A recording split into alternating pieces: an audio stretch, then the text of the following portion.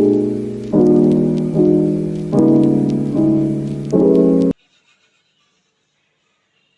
Morning, welcome back to my channel it's blog with Ankita. তোমাদের প্রত্যেককে আরেকটি নতুন ব্লগে সুস্বাগতম। তো সকাল সকাল আজকে ঠাকুরঘর থেকে ব্লগটা শুরু করছি। আর সকালও ঠিক নয়, এখন অনেকটাই বেলা হয়ে যাচ্ছে প্রায়। তো আজকে ঠাকুরের সিংহাসন পরিষ্কারে লেগে পড়েছি।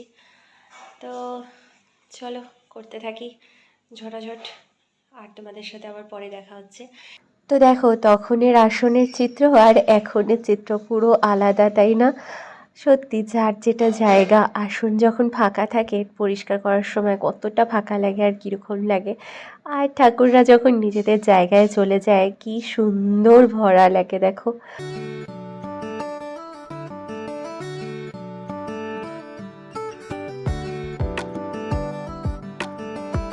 তো সেই সকালের পরে এখন তোমাদের সাথে আবার দেখা সন্ধেবেলা। তো অর্পিতের বাড়িতে চলে এসেছি, আর অর্পিতের বাড়ির পাশের মাঠে কাকুর উদ্যোগে এবার হচ্ছে পিঠে পুলি পার্বণ। খুব সুন্দর হয়েছে, সব কিছু ভিডিওতেই দেখলাম।